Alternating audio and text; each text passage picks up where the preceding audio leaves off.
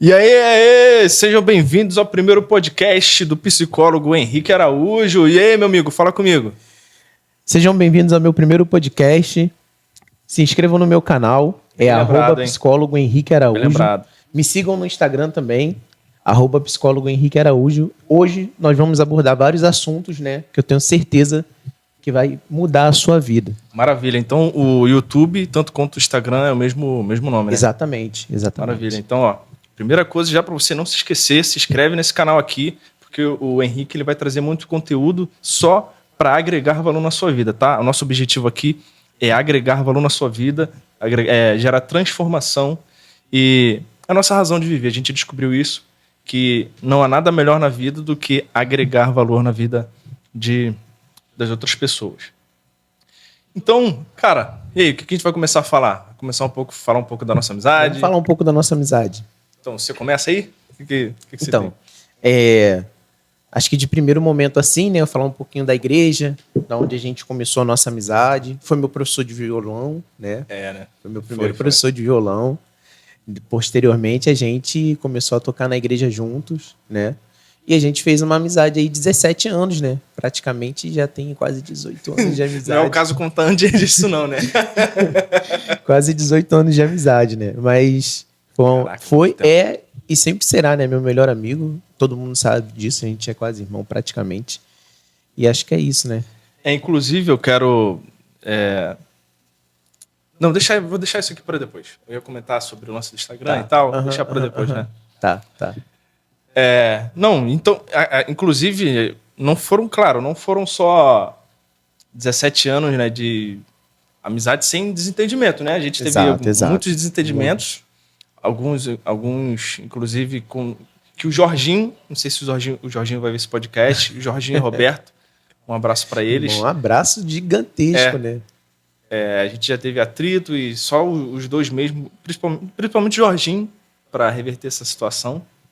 Mas a gente foi aprendendo, teve outras também, e a gente amadureceu, né? Amadureceu, né? Graças a Deus não precisou ninguém esforcar um e outro, não. Mas é isso. E estamos aqui hoje, né? Sobrevivendo. Já corremos muito risco aí, mas enfim, isso aí eu vou deixar você contar. Inúmeras coisas. Cara, eu queria saber não, muita coisa da sua história, cara. Qual é a sua origem? De onde você veio? Tá. Quero que você fale da sua paternidade, da sua família, do seu pai, da sua mãe. Tá. Enfim, começa lá da sua origem, cara. Eu quero saber da tua origem.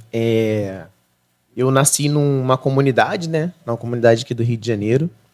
E logo depois que eu nasci, meu pai, ele era alcoólatra, então quando eu tinha mais ou menos uns 3 anos de idade, ele faleceu de cirrose hepática. E aí ficou eu e minha mãe. Você tem alguma lembrança dele? Não tenho. Nada. Não consigo lembrar nada. E aí ficou eu e minha mãe. Posteriormente, eu tive uma irmã também, né? Que faleceu.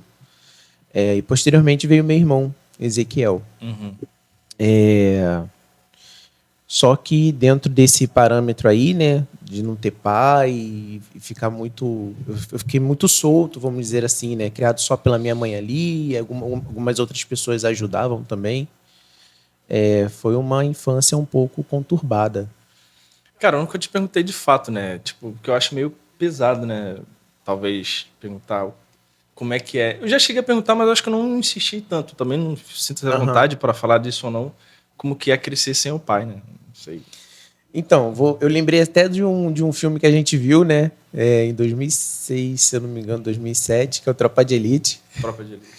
Crescer numa favela, preto, favelado e pobre, tem, né? A gente já sabe o caminho. Ser criado sem o pai, também a gente já sabe o caminho, porque não tinha uma referência ali masculina, né? Uma referência para falar, olha, segue por aqui e tudo mais. Mas foi complicado, foi complexo crescer sem o meu pai. Algumas outras pessoas vieram substituindo, né, essa questão da paternidade, mas não é igual. Não precisa, se quiser falar. Não, acho que muitas pessoas, na verdade, cara. Porque assim, minha mãe não me criou sozinha, né? Muitas pessoas foram ajudando ela ali de alguma forma, né? Então, Mas não teve nenhuma pessoa Uma Uma pessoa pessoa, diretamente... que ajudou mais do que todo mundo. Teve. Assim, acho que uma não, mas pelo menos umas 2 ou 3 pessoas teve sim, em especial sim. E aí é aquilo, né? A verdade é que quando você tá dentro da favela e você tá vivenciando aquilo dentro da comunidade, na maioria das vezes, infelizmente, o que acaba acontecendo é você entrando pro mundo que não deveria entrar. Cara, inclusive, desculpa te interromper rapidinho, a gente esqueceu de falar uma coisa. Esse aqui é o podcast da verdade. Eu falei muito nos últimos dias no meu Instagram, postei algumas coisas. Aham. E o último stories, as pessoas que viram, né, visualizaram, viram lá o que eu escrevi. Que a verdade é uma só e que essa verdade seria contada. Então, esse podcast está servindo para isso. Para as Pra nos pessoas, ajudar, né? Falar a verdade. especialmente a sua verdade, entendeu? Esse é o podcast da verdade. E eu acho que é isso, né? Então, assim, dentro dessas influências, né? Graças a Deus eu consegui remar contra a maré, que é remar contra a maré, não tem pra onde fugir, né? Não tem referência nenhuma. Então, foi remar contra a maré. Então, eu estudei, trabalhei. Mas aí, a gente viveu muita coisa na igreja. Como é que começou esse... Eu nunca te perguntei, eu acho que eu nunca te perguntei isso.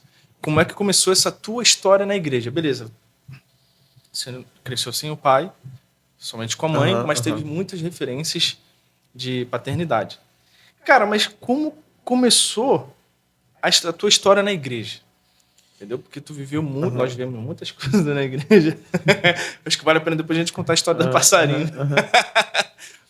Como é que começou a tua história na igreja, cara? Então, Conta aí. cara, na igreja foi indo pro grupo de oração, né? Qual foi o primeiro start? Acho Qual que o foi primeiro start foi eu quero tocar violão.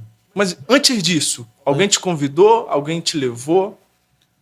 Na verdade, minha avó. Ah, tá. Minha avó, né? Eu tive em várias igrejas, né? Eu fui católico, depois fui protestante. Hoje eu sou protestante de fato, né? Uhum. Eu conheci tanto o catolicismo quanto o protestantismo, né? E Tua avó te levou a minha avó me levou, eu fui batizado na igreja católica, depois... catecismo. Exatamente, catecismo. Crisma, a gente fez crisma A gente juntos. fez crisma, depois a gente fez o crisma. Nesse meio tempo aí, quando eu era criança também, minha prima Marisa me levava também para a Assembleia de Deus, que era muito legal, muito bacana. Assembleia de Deus de Cordovil. Então eu conheci os dois mundos, né? Tanto do catolicismo quanto do protestantismo, e foi muito bacana para mim. E tu acha que a religião foi importante? Pra Extremamente fazer você importante. não se desviar porque você poderia, não só você quanto eu também, você poderia ter se tornado, virado traficante, poderia ter virado um monte de coisa Extremamente importante a religião, extremamente importante. Foi dentro da religião que eu encontrei uma referência, né? Jesus foi uma referência muito grande na minha vida, né? O que as pessoas diziam, né? O que as pessoas falavam era, sem pai, a mãe esquizofrênica, não tem nenhum tipo de conduta para estudar, para se esforçar, vai se tornar bandido, né? Todo mundo esperava isso mesmo. Mas aí, depois, posteriormente, eu fui remando contra a maré, como eu já havia falado, né? E como é que tu se sentia, cara, quando as pessoas... Imagina, crescer sem pai e ainda ter que ouvir algumas coisas. Provavelmente tu já vivia muito preconceito também, pela sua cor de pele e tal. Mas como é que tu se sentia ouvindo essas coisas, né? Cara, eu me sentia muito mal, mas depois, na minha adolescência, eu peguei essas coisas que eu escutava, que as pessoas falavam, né? Eu peguei como algo... Combustível? Um combustível, tipo isso, um combustível, né? E falar, não, eu vou fazer diferente, eu tenho que fazer diferente. Eu posso e consigo fazer diferente. E foi aí que eu decidi mudar a minha história, né? Mudar a minha vida. E também, aos 9 anos, eu comecei trabalhando ali no Mercadinho do Zeca, ensacolando. Caraca! Muitos anos atrás, Mercadinho do Zeca, na Mengaba, né? E depois eu fui pra feira, para ajudar, né? Eu carregava a sacola e tal. Depois eu fui trabalhar num... Aí eu já tinha mais ou menos uns 12 anos. Eu fui trabalhar numa feira de carro, lavando os carros. Aí ganhava R$ 2, R$ 3. E aí, depois da feira de carro, eu fui trabalhar numa oficina de lanternagem e pintura. Seu Ivanildo, gente boa. Caraca, eu lembro que tu falava Inclusive, pra caramba seu desse... Ivanildo, Esse cara era... ele é Mas enfim, eu brabo, não tenho né? nada que... Vai, fala tu. Seu Ivanildo, inclusive, encontrei ele essa semana, né? Foi? Ainda continua trabalhando. Ainda continua trabalhando com carro e tudo mais. E, posteriormente, eu fui para Shell. Fui fazer uma entrevista pela Associação Beneficente São Martinho, que é uma ONG. Caraca, associação, caraca. Depois vocês procuram na Não sei internet. porque eu não tentei fazer... Salvou minha vida, essa foi a Não sei verdade. porque eu não tentei fazer isso, eu tentei, não lembro. Salvou minha vida, Associação Beneficente São Martinho. Salvou minha vida, Mas a por quê? Shell. O que que Por quê, aconteceu? então? Porque quando eu fui para Shell, eu vi um outro mundo, né? Um outro universo. Eu lembro, cara. Completamente diferente. Eu lembro, Barra da mexia com a Tijuca. Tu ficava animado, chegava animado. Caraca, viu o diretor da Shell. Exatamente. Ficava animadão. Então, assim, Confiante. você saía de um polo, né? De uma comunidade extremamente, né, violenta ali, a gente sabe Ambiente como funciona, um diferente, aí ambiente conheceu completamente outro diferente. ambiente. E aí você vai para Barra da Tijuca, que era ali no... A sede da Shell era ali no centro empresarial do Shopping Barra, se não me engano, Sim, né? sim. Barra Shopping. Sim, sim. Aí depois eles saíram, foram para São Paulo e se tornaram Raizen. Mas antes disso, quando eu entrei na Shell, eu tive muitas referências, né? Então conheci muitas pessoas, fiz muitas amizades. E uma dessas amizades foi a Marcela Lousada, que inclusive é VP. Ela foi diretora, ela se tornou... Quando eu conheci a Marcela, ela era analista, né, lá na Shell. Depois ela se tornou diretora, depois de muitos anos. Aí ela foi pra Europa também. Foi pra Europa depois, foi né? trabalhar na sede da Shell, na Europa. E aí já não era mais Shell Brasil, ela foi trabalhar na Royal Dutch Shell mesmo. E aí foi pra sede da Shell, cresceu, fez MBA em Cambridge. Então, assim, é uma mulher extremamente inteligente. Te inspirava, inclusive. Demais. Né? Isso te ajudou de alguma forma. Muito, muito. A gente tinha uma reunião. Se ela vê esse podcast, eu espero, né, que ela veja. Agradecer também, muito obrigado, porque a gente tinha uma reunião uma vez na semana, ela separava ali pra gente conversar, pra gente, né, pra ela me orientar de alguma forma, né. E hoje ela é VP de uma multinacional que fica na Austrália, então ela se mudou. Fica na Mas Austrália. Isso aqui era o quê? Era o estágio? Era jovem aprendiz, jovem né? aprendiz. Eu era jovem aprendiz. Ficou quanto tempo lá? Aí eu tinha mais ou menos, nessa época aí, entre 13 e 14, fiquei até os 15 anos. Então, fiquei 2 anos na Shell. Posteriormente, da Shell, eu fui estudar e continuei estudando, trabalhando em outras coisas, fazendo outras coisas. Como é? Então, tu ficou de 15 a 17? Não, fiquei dos 13 aos 15. 13 aos 15? Isso. Cara, eu não lembrava que era isso só. Dos 13 aos 15. Poxa, então, porque Foram eu já, 2 anos, né? eu já ia comentado de um outro sonho teu, mas, poxa, então ainda tem um buraco do 15 aos 18, 19. Tem. O que aconteceu aí? Então, entre 15 e 18... Nesse tempo, tu não pensava mais em nada... Tipo, acho que em algum momento tu pensou em desviar de caminho e ir para um outro caminho, né? Mais perigoso. Mas tu nem pensava mais. Não. Na verdade, já tinha tudo concreto já, né? Entendi. Então, entre os 15 e os 18, eu fui trabalhar na casa de festa da minha madrinha. Eu tô lembrando de muita coisa aqui que ele tá contando, cara. Fui trabalhar na casa de festa. E outro cara que te inspirava também pra caramba, né? E aí eu conheci, né, meu tio Marcos, que é um homem excelente, um cara muito gente boa. E que me inspirou bastante também, né? Aliás, só voltando aqui, eu tive uma mentora em especial que foi a Marcela, né? Foi a única mentora que eu tive, foi a Marcela, de fato. E até hoje é minha mentora. Né? A gente tem essa larga amizade até hoje, mesmo ela estando na Austrália. E aí eu conheci outro universo novamente, né? Que era o universo mais daquele pessoal com uma condição melhor e maior. Né? Era um homem também que me inspirava, né? O meu tio Marcos me inspirava porque ele também vinha de uma favela, né? Morava ali na Penha, no Morro do Caracol. Ele morou na Penha, né? E depois ele se tornou controle da Brasil Amarte, que era uma empresa aqui no Rio de Janeiro e tal. Então, foi um outro homem que me inspirou bastante, né? E aí, com 18 anos, eu fui para Easycobb. Easycobb. Não, Inclusive, detalhe, tu estagiou lá, né? Easycobb, eu fiz estágio lá e esse guerreiro falou que nunca ia trabalhar lá. Por ironia de destino, hein, Carla? né? E foi engraçado, porque quando eu fui fazer a entrevista, não tinha mais vaga para nada, para telemarketing, para ninguém, nada. E aí, quando eu saí pela porta, eu voltei e perguntei para a menina, né? Eu falei assim, não tem estágio aí para Easycobb, não?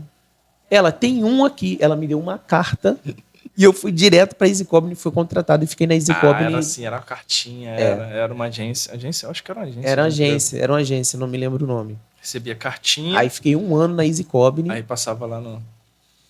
Posteriormente a isso, eu passei na prova da... Não, mas eu acho que tu ainda chegou a ter um bom desempenho lá. Não chegou a receber proposta, eles queriam me contratar e tal, mas eu vi que não era a minha praia, não era legal aquilo, né, para mim. Depois eu fiz o Enem, né? E consegui uma bolsa de 100% na Gama Filho, que inclusive nessa época era uma das melhores universidades do Rio de Janeiro. Gama Filho era muito antiga, né? E aí eu fui fazer o quê? Contabilidade, porque referência, né, já do meu tio, né? Fui fazer contabilidade. Não, era só do tio mesmo. Porque na verdade eu fiquei entre contabilidade e engenharia de produção, porque a Marcela fez engenharia de produção, né? Mas eu consegui passar para contabilidade. Fiz contabilidade, 2 anos de contabilidade, vi que não tinha nada a ver comigo. Aí eu já estava mais ou menos... Caraca, 2 anos. Já estava mais ou menos com 21, por aí. Aí aos 22 anos eu fui para UVA. E aí tudo que mudou. Tava na Gama Filho, foi para UVA. Não, então calma aí. E quanto tempo durou essa transição do Gama Filho para UVA? 1 ano. 1 ano, beleza. Tu foi fazer o que na UVA? Então, eu fui conversar com a coordenadora de psicologia. Psicologia? Exatamente. O que você foi fazendo psicologia, cara? Então, tudo mudou. Não, agora eu tô curioso. Pô, então, 1 ano de Gama Filho para UVA. E não é e possível. fazia contabilidade, né? E não é possível. Exatas para humanas. Não foi do nada isso, cara. Não foi do nada. Aí eu vou te contar um pouquinho sobre como foi isso. Para quem não sabe, minha mãe tem esquizofrenia, né? Ela é diagnosticada com esquizofrenia diferenciada, que é um tipo de esquizofrenia. São vários tipos, né? A gente tem 7 tipos de esquizofrenia. E a esquizofrenia diferenciada é uma esquizofrenia que traz muito sofrimento para o sujeito e tal, tudo mais. E assim, desde pequeno, dos meus 10 anos de idade ali, eu já levava minha mãe para fazer tratamento. Como aí? Ela sempre teve? Sempre teve e nunca tratou. E ela só foi tratar e só foram reconhecer de fato que ela tinha esquizofrenia depois que o meu irmão nasceu.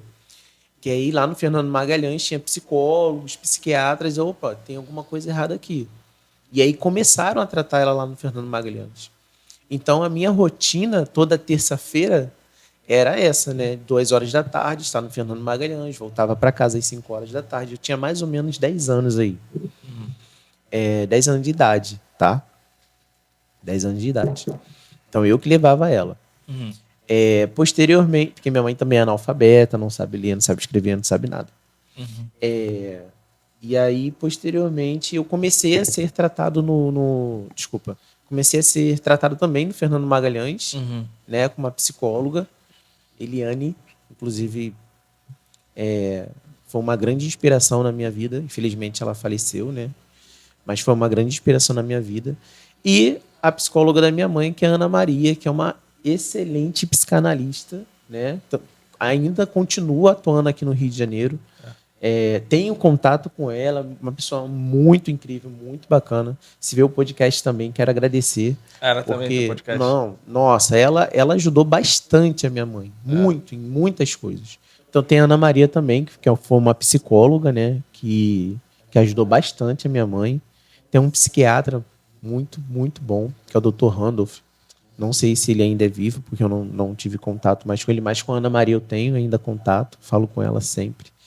essas pessoas foram muito presentes na minha vida, né? Os meus 10 anos ali, entre os meus 10, 13 anos, que foi depois que quando eu entrei na Shell, eu não consegui mais levar minha mãe para pro hospital, né? Uhum. Mas tem uma coisa que ficou muito marcado na minha vida, quando eu tinha meus 12 anos, mais ou menos, 11, 12 anos, que foi quando minha mãe, ela abriu surto psicótico. E nisso que ela abriu o surto psicótico, eu levei e aí ela precisou ser internada no CPRJ. Quem não conhece o CPRJ é um centro psiquiátrico do Rio de Janeiro, né? E eu conheci o CPRJ através da minha mãe. E isso foi muito impactante para mim, né? Porque tu presenciou alguma coisa? Sim, presenciei minha mãe chorando, gritando, dizendo que queria ir comigo para casa. Então, um sofrimento muito agudo, muito angustiante, porque a esquizofrenia faz isso com o sujeito. Ela traz esse sofrimento, né? E foi aí que eu comecei a enxergar a psicologia de uma outra forma, né? É lógico que eu ainda não tinha decidido se eu iria fazer psicologia. Na verdade, o que eu tinha decidido na minha vida era fazer psiquiatria, Uhum. né? Bem antes da Shell, era fazer psiquiatria. E por que fazer psiquiatria? Por causa do Dr. Randolph, Uhum. né? Poxa, ele dava medicação para minha mãe, cuidava da minha mãe, conversava com a minha mãe. E aí eu fui descobrir que para fazer psiquiatria você tinha que ser médico. Ah, tá. Aí que o negócio complicou. Por quê? Até hoje é assim, né? Eu tinha que fazer uma escolha. Ou eu vou viver, né? Vou viver minimamente aqui com a minha mãe, ou vou morrer de fome, porque não dá para fazer medicina. Ainda mais naquela época. Se hoje é difícil, imagina no ano 2000, né? Nos anos 2000, como é que era? Então foi muito difícil, sabe? E aí foi quando eu desisti de fazer psiquiatria. Eu falei, não, para ser médico não vou conseguir, porque é tempo integral. Não vou conseguir trabalhar e ser médico, se é tempo integral. Então eu tinha que trabalhar, tinha que sustentar minha família, ajudar minha mãe a sustentar, porque minha mãe também trabalhava. Dona Nazaré trabalhava. E muito, muito. Minha mãe é minha inspiração de vida. Tá, mas eu quero entender qual foi o ponto em que, entre Gama Filho e Uva, que você pensou, pô, eu não tô gostando de contabilidade, não tô curtindo. O que aconteceu, cara? Tu linkou com o quê? Em que momento você linkou esse momento de que você não estava gostando de contabilidade com aquela lembrança lá de quando você era novinho, que você já começou a pensar em ser psiquiatra, acabou não sendo psiquiatra, mas pensou em psicologia? Cara, eu acho que foi. Eu me dava muito mal com contabilidade, não tinha nada a ver comigo, contabilidade. Eu era uma pessoa de humanas mesmo. Tanto que quando eu fui para a UVA, né, eu fui diretamente conversar com a coordenadora para saber como era o curso. E ela me explicou, Luciana Marques, gente muito boa. E aí eu consegui entrar na UVA, passei por todo o processo, né, prova, fiz vestibular, tudo de novo. Dessa vez já não tinha mais a bolsa, né, de 100%, era uma bolsa de 30%. Então, tive que custear minha faculdade. Mas aí tu trabalhava nessa época aí? Nessa época eu trabalhava. Nessa época eu já estava trabalhando. Inclusive. Onde é que tu trabalhava?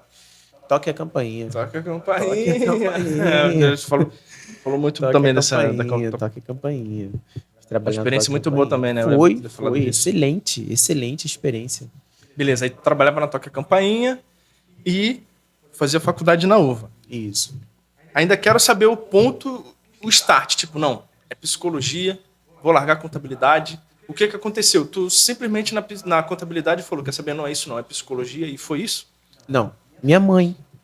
Minha mãe foi o start. Beleza, aí tu lembrou da tua história com a tua mãe. Toda a minha história, aí tu no pensou, CPRJ, quer saber? no Contabilidade Pinel. não é... Eu quero Exato. ajudar pessoas com Exato. esquizofrenia, assim, Exatamente. pessoalmente minha mãe. Eu pensei assim, se eu não posso ser médico, né, se eu não posso ser psiquiatra, eu vou ser psicólogo. Tem uma certa diferença? Tem, né? Porque médico pode prescrever remédio. Gente, é só essa a diferença. Médico pode prescrever medicação e o psicólogo não. É lógico que nós que estamos aqui do outro lado, o psicólogo que está do outro lado, ele tem uma escuta, né, um pouco mais aguçada até. do que alguns médicos. Tem alguns médicos que nem olham para sua cara, né? Todo mundo sabe disso. Tem outros não, tem outros como o Randolph, como a Gabi, que é uma amiga minha, médica, que olham para você e falam, não, peraí, caramba, deixa eu Então, como tentar é que já ajudar tá essa até pessoa. contando das pessoas que tu conheceu na psicologia. Então, Sim. quero saber agora desse início aí. Como é que foi? Quando tu começou a psicologia, tu pensou, caramba, é isso. É isso. É isso. É Descobri isso. o meu caminho. É isso, descobri o meu Como é que caminho. foi isso? Então, no primeiro dia foi exatamente isso mesmo. Muito tranquilo, professora Andina, muito gente boa, maravilhosa professora, inclusive agradecer, né? Ela foi minha primeira professora e minha última, porque eu comecei, de fato mesmo, a primeira aula foi com ela e a última, né, porque ela foi minha orientadora, foi com ela também. Né? Maneiro. Ela é doutora em psicanálise, uma mulher extremamente inteligente, sensacional. Mas foi muito, muito tranquilo, assim, no começo, sim. Beleza, mas agora quando você viu que você se encontrou, foi tranquilo? Na contabilidade, eu imagino que você deve ter vivido 2 anos arrastando.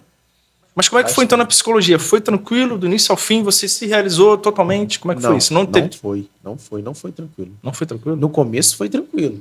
Mas depois, quando eu fui para um estágio, que era estágio obrigatório, infelizmente eu conheci uma professora que me perseguiu. Como é que é isso, e cara? muito. Caraca. Então, vou te contar a história. Na verdade, eu queria fazer psicologia clínica, né? Estágio em psicologia clínica, para estagiar dentro da própria universidade. Só que não tinha vaga. E aí falaram assim para mim, olha, tem para saúde mental CAPS. Eu falei assim, CAPS? Tá. Não sabia muito bem como iria ser, né? E fui, de boa. Fiz a entrevista, passei, aí fui pro CAPS, chamado Clarice Lispector, que é um CAPS que fica aqui no Rio de Janeiro. Fiquei praticamente 1 ano no Clarice. Lá dentro do Clarice eu conheci pessoas fenomenais. Uma médica que é amiga minha, inclusive. Tem uma psicóloga, Carla, muito gente boa também. Incrível. Então, assim, eu tive contato com pessoas muito boas dentro do CAPS. Pô, maravilha. Né? Isso é importante, né, cara? Só que como a gente fazia um relatório semestral, no primeiro semestre que eu já fiz esse relatório, no primeiro relatório de semestre, né, que eu fiz, a professora chegou para mim e falou assim, você não tem capacidade de estar dentro de um CAPS. Que isso, cara? Por que você escolheu o CAPS? Eu falei, por causa da minha mãe. Ela, então você está misturando. Eu falei, não estou misturando. Mas eu não vejo dessa forma. E aí começou a perseguição. Foi aí que começou a perseguição. Então, eu tive que aturar essa perseguição durante todos os estágios, até o final. Eu já tinha feito 4, aí faltavam... Na verdade, já havia feito 6, faltavam 4. Então, foi bem doloroso, foi bem complicado. E o que ela fazia contigo? Ela te atrasava em alguma coisa? Na maioria das vezes, ela desdenhava. Muito. Bastante.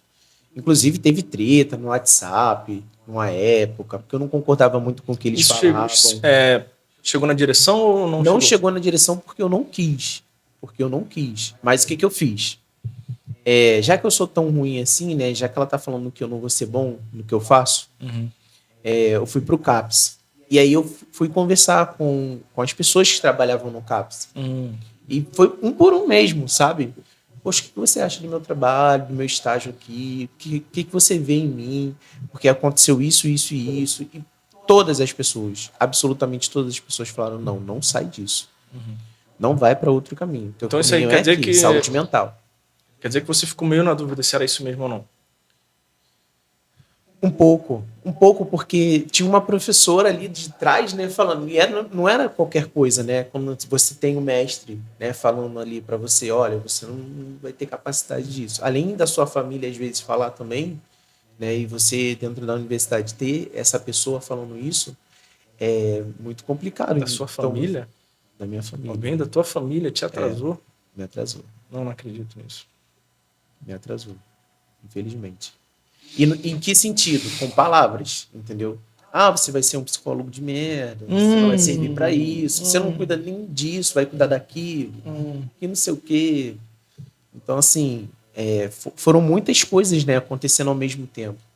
E aí, quando eu voltei pro CAPS, que eu fui conversar com as pessoas, isso Isso já no primeiro semestre de entrega de trabalho. Uhum. As pessoas falaram, não é isso, fica, tua vida vai mudar, se fica tranquilo. Você tem características para estar dentro de um CAPS. Engraçado que eu fui para o CAPS para fazer um experimento, porque, na verdade, o que eu queria fazer era psicologia clínica, não tinha nada a ver com CAPS.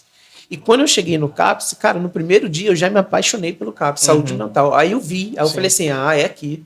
Aqui que ficam os esquizofrênicos da vida, né? Isso. E aí, cara, passou, lógico, né? Um filme da minha infância, né? Na minha cabeça. Eu falei, são essas pessoas que eu preciso ajudar. Hein, cara? É. Mas olha só, foi só ela ou teve mais alguma... No CAPS, foi só ela que estava querendo te atrasar ou teve outras pessoas? Não, foi só ela? no CAPS não tinham pessoas que queriam me atrasar. Na verdade, na faculdade. Na faculdade foi a professora. Tá. Entendeu? Tá. Aí no CAPS tinham pessoas que falavam, não, você tem capacidade para isso sim. Continua, permanece. Né? Porque, cara, era uma coisa muito, muito legal, né? Porque aí você vê um corpo de funcionários, né? Que tem X anos, tinha funcionários que tinham 27, 28 anos de CAPS, de saúde mental. Não vou falar de CAPS, né? Mas vou falar de saúde mental como um todo, porque o CAPS foi uma criação posterior. Mas de saúde mental, que trabalhou no Nise da Silveira, que trabalhou no Pinel, entendeu? Que são referências. São referências, né? Que são referências aqui no Rio. Então, tu teve uma ótima formação, então, cara. Tive, né? Tive. Bastante. E aí eu fiquei um ano no Clarice. Fiquei um ano no Clarice Lispector. Posteriormente, importante. Aí passou esses 6 meses, né? E essa professora falou isso, eu renovei. Eu cheguei a ficar em dúvida porque eu fui procurar uma professora de psicologia jurídica, psicologia forense. Inclusive, no dia que eu ia fazer a entrevista para psicologia forense, sentou uma colega minha e falou assim, o que tu tá fazendo, cara? Tu vai abandonar o teu sonho por causa de uma professora? Aí eu falei assim, eu ia mudar de... Eu ia mudar, cara. Eu ia mudar. E não porque eu sou fraco, não era isso. Era porque eu sabia que aquela professora ia detonar comigo todas as vezes. Ela me dava a menor nota possível que ela pudesse. Exatamente.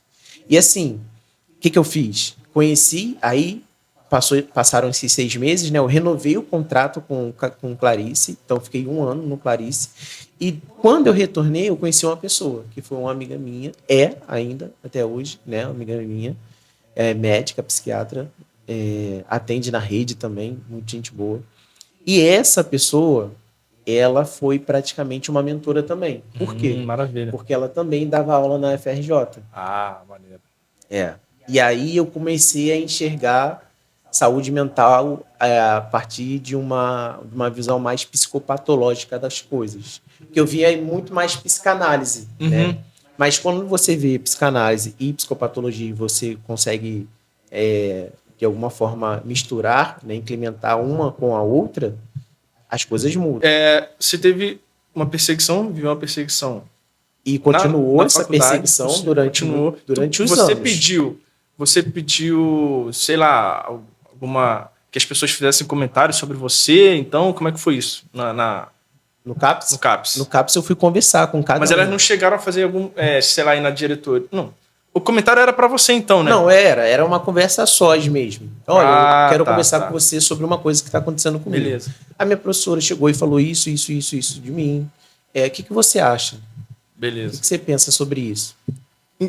Agora, contrariando tudo isso que a professora estava dizendo e falando de mim, né, as pessoas falaram, não, continua, permanece. E aí eu fui e permaneci. Então, 2 pontos que eu quero saber. Você disse que a tua colega falou, cara, tu vai fazer isso mesmo? E aí você olhei e falei, no freio. Foi quando... Então, qual foi a conclusão disso? E depois eu quero saber como que você conseguiu reverter essa situação com essa professora lá que estava querendo, que te perseguiu. Então, no primeiro momento, quando ela perguntou isso, foi uma pergunta impactante, né? Porque eu já estava decidido em sair de saúde mental para fazer forense, que também era uma área que eu queria fazer, não era uma área distante. Sempre gostou também, né, dessa parada de criminal, né? Criminalista, né? Mas quando ela falou isso, eu falei assim, caramba, eu vou abandonar meu sonho por causa de uma professora, não vou fazer isso não.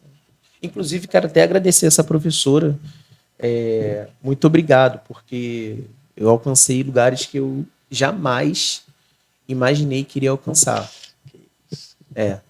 E aí, assim, posteriormente a isso, quando essa minha colega conversou comigo, eu fui lá na professora e falei, olha, não vou fazer mais a entrevista porque eu vou permanecer no estágio. Maravilha. E aí eu permaneci no estágio, renovei com Clarice, conheci essa médica, que foi minha amiga e virou minha mentora. E aí eu fui fazer o quê? Psicopatologia. E fui ser monitor, na verdade, né, de psicopatologia com a professora Sônia Moura, que é uma das referências aqui no Rio. Inclusive já trabalhou em casos da Globo. A Sônia Moura é uma excelente professora. Legal. Fui ser monitor dela. Aí eu fiz psicopatologia geral durante 1 ano, porque renova, né? Você faz 6 meses. E na maioria das vezes, o que acontecia? Os monitores, eles iam embora. Ou mudava, né? Eu não. Eu fiz psicopatologia geral, renovei mais 6 meses, falei com ela, tive que fazer prova, tudo de novo. E depois, no ano seguinte, eu fui fazer psicopatologia especial. Com ela também. Então, eu fiquei 1 ano e meio com a Sônia. Nesse ponto não teve mais perseguição Não. da professora? Não. E na família também foi de boa, foi tranquilo? Foi mais tranquilo. Foi mais tranquilo porque eu cheguei ao ponto que aí já tinha passado praticamente, Carlinhos, uns 4 anos, mais ou menos. Faltava 1 ano só para eu me formar. Então eu já tinha decidido, já estava tudo certinho, é isso mesmo. Eu quero saúde mental, eu quero CAPS, quero trabalhar com essas pessoas, quero clinicar para essas pessoas, quero ajudar essas pessoas de alguma forma. Diferente também do que as pessoas pensam, tem muito essa coisa do psicólogo vai ajudar. Porque nós mesmos da área, às vezes a gente pensa isso, né? Psicólogo não ajuda ninguém. Cara, eu discordo. Eu discordo completamente. Olha, assim, eu já ouvi muitas perguntas por aí, né? Até porque sou curioso também de psicologia, tu sabe disso. Então já fiz terapia e já ouvi muitas... Eu faço até hoje. Então, já ouvi muitos questionamentos de quem nunca fez. Mas antes de chegar nesse ponto, então, pelo que eu entendi é o seguinte: você sofreu um atraso na família. Sim. Tu não quis comentar sobre isso, mas se quiser comentar, sinta-se à vontade. Mas se resolveu. Na faculdade também, mas se resolveu. E melhor que isso, né? Você superou as dúvidas, teve certeza de que era isso, graças às pessoas, né, que te ajudaram, te mostraram o caminho, te orientaram, forma, te deram um retorno dos seus atendimentos, do seu cuidado. E, cara, incrivelmente, que ótimo que você também teve muitos mentores incríveis, referências. Então, tua formação foi muito boa. Não, calma, detalhe. Depois que eu saí do Clarice, eu fui para um CAPS chamado Fernando Diniz, que fica entre Olaria e Penha ali, né? E lá eu conheci um cara chamado Leandro, que é meu amigo, um grande amigo. Esse cara, ele é brabo demais. Leandro, grande abraço, grande beijo. E o Leandro, a gente colou, cara. A gente colou. Tanto que eu sou careca, né? E aí ele também é. E aí as pessoas falavam que a gente era irmão, que era Leandro e Leonardo, né? Então era muito, muito bacana com o meu nome é Leonardo Henrique. Mas eu prefiro que me chame de Henrique mesmo. E aí as pessoas falavam isso, né? Caramba, vocês dois são irmãos, não é possível, que não sei o quê. E o Leandro, ele me mostrou o que era saúde mental de verdade. Então, assim, a gente fazia visitas, né? A gente procurava ajudar todos os pacientes da melhor forma possível, encontrar soluções para aqueles pacientes, porque é muito difícil, o paciente em crise dentro do CAPS, é muito difícil você manejar, sabe? Então, tudo que eu aprendi com relação a isso, o manejo do paciente, como ir até a família, o que falar para a família, foi através de Leandro. Leandro foi também um outro mentor, foi mais um mentor na minha vida. Hoje, é claro que eu acho que a gente era muito mais amigos do que mentor, sabe? Sim. Né? Ele era muito mais meu amigo do que o meu mentor. E aí, quando eu acabei no Fernando Diniz, 6 meses, aí sim. Aí, cara, eu fui para um CAPS, que era um CAPS 3. Esses 2 CAPS, na época, eram CAPS 2, que só atendiam entre 8 e 5 da tarde. Hoje eles são 3.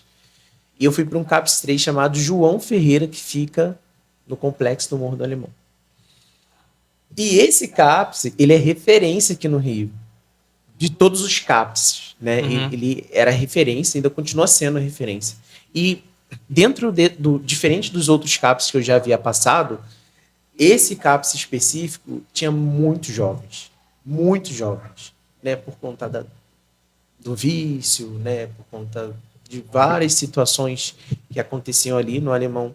Então a gente tratava de muitos jovens. E eu entrei lá também, e o Leandro também trabalhava no João Ferreira. Então ele trabalhava no Diniz e também passou a trabalhar no João Ferreira. Então a gente continuou trabalhando juntos. Então, e foi muito bom, cara. Foi muito legal, foi muito bacana. Isso aí enquanto tu fazia faculdade, né? Isso. Ainda não tinha se formado ainda. Não. E detalhe, dentro desse período aí, esses são os estágios obrigatórios que eu te falei. Eu ainda estava com essa professora, né? Então, todo semestre tinha que entregar relatório.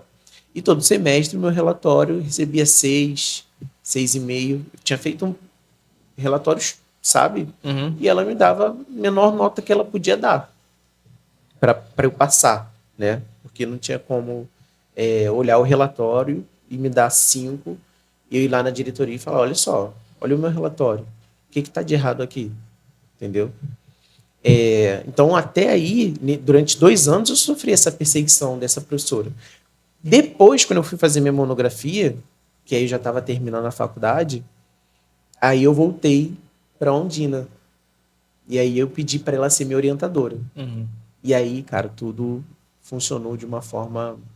Então, qual foi o ponto que fez essa professora, essa perseguidora aí, desistir de te perseguir? Qual foi o ponto? Cara, o ponto foi numa prova que ela deu e eu passei a primeira prova, a segunda prova eu não passei, eu não tirei a pontuação certa. E na terceira prova eu falei assim, eu vou estudar até eu não aguentar mais. Estudei 2 semanas estudando a mesma matéria, 2 semanas. Eu tirei 9. Ela corrigiu na hora, assim. Aí ela fazendo aquela cara de desprezo. Se bobear, ela queria colocar 6, 5. Desprezo assim, né? E dando certo. Eu tirei 9. Aí eu, e aí, professora? Quanto eu tirei? Aí ela, desdenhando de mim, né? Tirou 9. Eu falei, muito obrigado.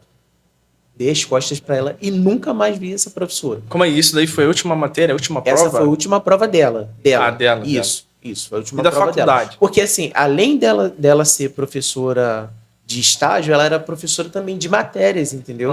Específicas dentro da faculdade. Ah, ela que conduzia teu estágio. Ela que monitorava, né? Isso, exatamente. E aí, depois disso, eu voltei para Ondina. E, cara, foi muito bom, porque além da experiência que ela tem, né, como professora, como pessoa,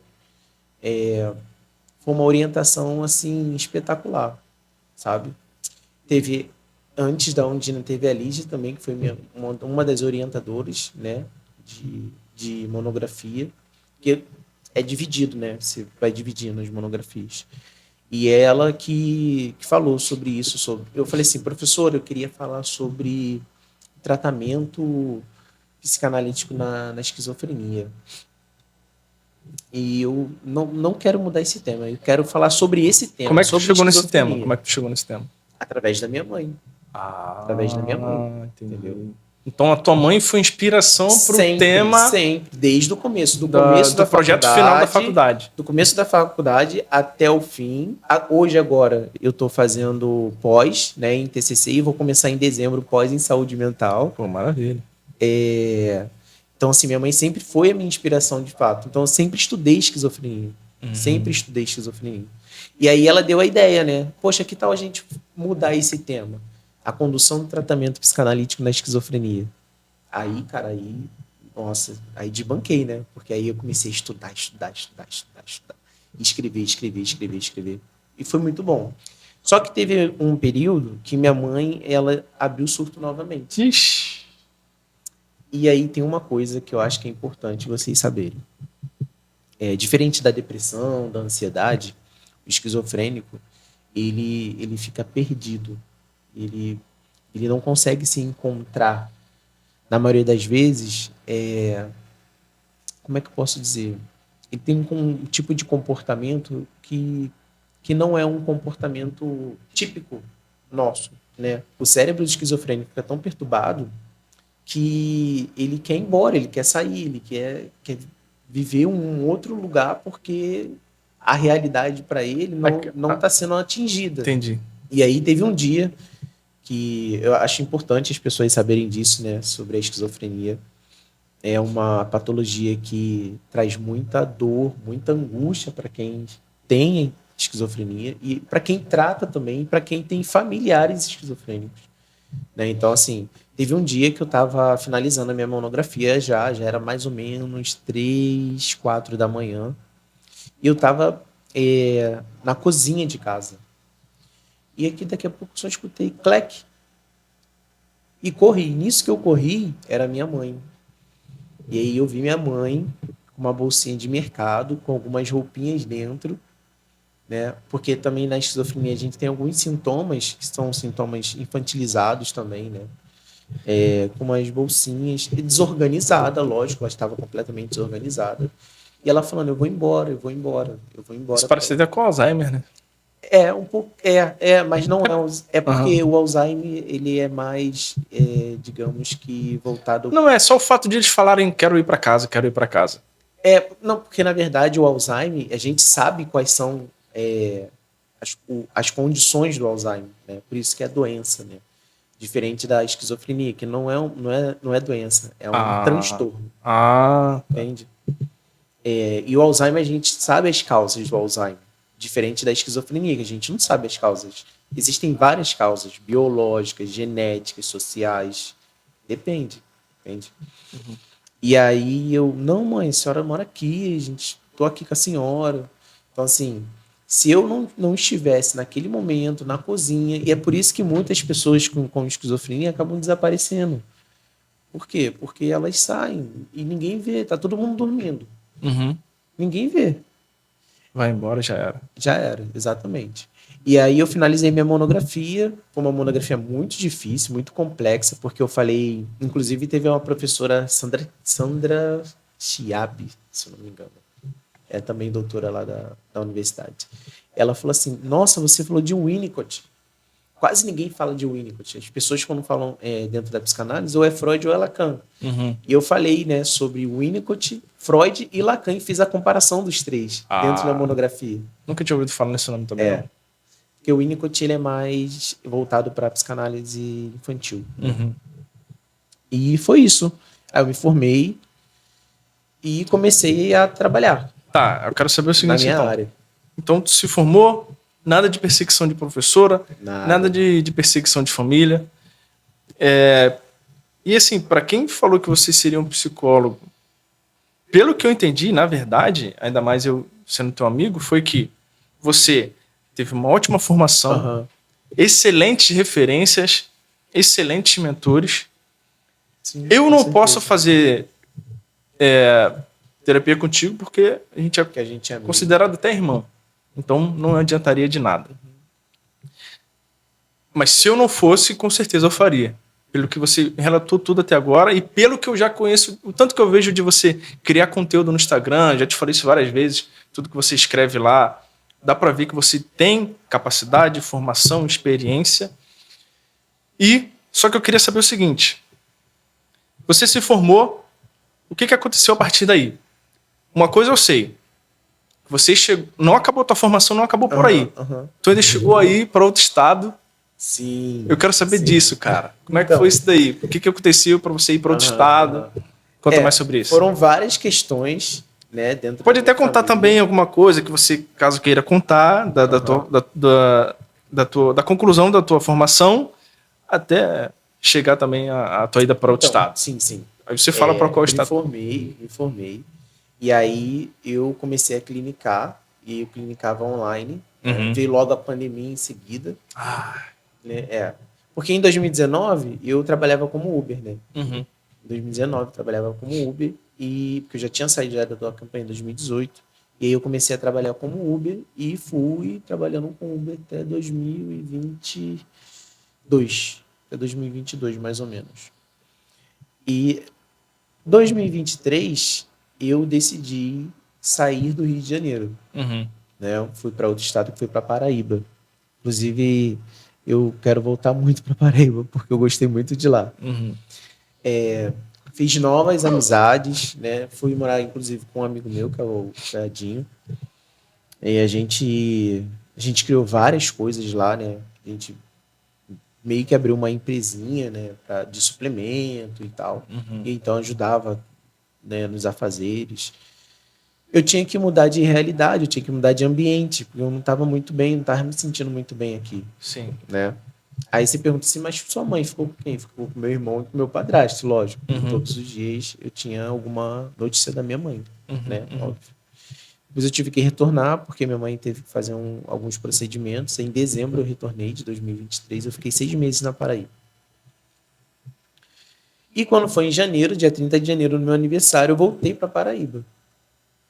E agora eu voltei para Rio de Janeiro, porque minha mãe vai fazer um novo procedimento. Só que antes, né, antes de voltar para cá, eu conheci uma professora, né, aposentada da UFPB, que é dona de uma clínica lá na Paraíba, que é a Intercer. Inclusive, a Intercer é referência em psicologia. Quando o pessoal fala assim, não, psicologia, Intercer. 29 anos no mercado, é uma das melhores clínicas que a gente tem na Paraíba. Que maravilha. Todo mundo fala isso, né? Tipo, não, psicologia, Intercer. Se falarem esse nome lá na Paraíba, todo mundo já sabe. Intercer. Todo mundo sabe quem é Intercer.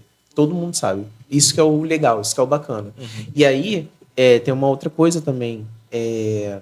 Essa questão das referências, né, que a gente vai tendo durante a nossa vida é muito bom, porque foi uma das coisas que ela começou comigo, né? Quem é você? Como é que você faz? Como é que é o seu trabalho? Sabe? Quem é o Henrique de verdade? Entende? Então, ela é muito humanizada também, né, a doutora Cláudia. E acho que foi isso. Foi isso. Hoje eu Você ainda começou continuo na INTC, atendendo online, mesmo depois voltando, para tu ver, né? Mesmo depois voltando para cá, para o Rio, eu ainda continuo na Continua INTC. atendendo. Nesse momento você está atendendo para online. Isso. Atendendo online. Entendi. Então, e aí a gente aceita, né, os planos de saúde, daí tem que entrar lá em contato e tal, e saber. Cara, como eu falei, como eu sou teu amigo, eu não posso fazer terapia contigo. Mas eu sei, eu tenho certeza que se eu fizesse, eu estaria sendo bem atendido. Mas não é por isso que eu não posso responder dúvidas, não só de pessoas próximas que eu já ouvi, mas que eu sei que é uma dúvida de muitas pessoas no Brasil e no mundo, cara. Uma pessoa normal. Eu anotei algumas dessas dúvidas aqui. Eu quero que você responda, principalmente para quem vai estar ouvindo e vendo esse podcast, com certeza que vai tirar muita dúvida boba, muito medo bobo. Por isso que eu anotei, justamente para ajudar você. Eu já sei que você está pensando nisso, então eu já anotei aqui, justamente para o Léo responder aqui para você. Cara, por que as pessoas têm preconceito em fazer terapia? Eu acho que até mais homens do que mulheres também, né? Mas enfim, fala sobre os dois. Por que as pessoas têm esse preconceito? Tá. Então, na verdade, as pessoas hoje em dia elas não aceitam, né, que elas podem adoecer psiquicamente. Né? E demora até para elas enxergarem isso, porque essa não aceitação, né, de que você está depressivo, ansioso ou com qualquer outro tipo de transtorno, leva-se a pensar que você é louco. Né? Porque no passado essas pessoas eram... por isso que eu falo assim, talvez seja mais do que um preconceito, seja até um estigma, sabe? No passado, essas pessoas que eram levadas, por exemplo, o Pinel, que fica aqui no Rio, né, na zona sul do Rio, eram tidas como loucas. Né? E assim, nem todo mundo que vai ao psicólogo ou vai ao psiquiatra é louco, necessariamente está louco, né? Não é isso, gente. Uma grande diferença, né, entre ir ao psicólogo e ir ao psiquiatra, né? Exatamente, existe. E mesmo que você vá ao psiquiatra, né, que não necessariamente você está louco também, um antidepressivo, um ansiolítico, não necessariamente você é um esquizofrênico. Não, né? Não necessariamente você está louco. Não necessariamente você está fora da caixinha, vamos dizer assim, entendeu? Então as pessoas têm muito preconceito com isso. Durante a pandemia, por exemplo, a gente teve um boom. Né? Tipo, as pessoas começaram a procurar mais, a saber mais de psicologia, Por que psicologia? Porque, cara, assim, você chega de uma forma dentro do consultório e sai de outra. E nós já temos vários artigos, vários estudos indicando isso. Por exemplo, tem um artigo que fala sobre depressão e ansiedade. 90% das pessoas que começaram a fazer psicoterapia, no começo, que elas reconheceram, tá? No começo da depressão e da ansiedade, foram curadas. 90% das pessoas. Quanto mais você atrasa, pior ainda. Exatamente. E é uma escala.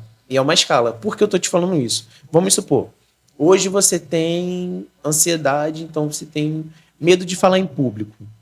Vamos dar um exemplo, né? Aí você tem medo de falar em público e você não trata isso.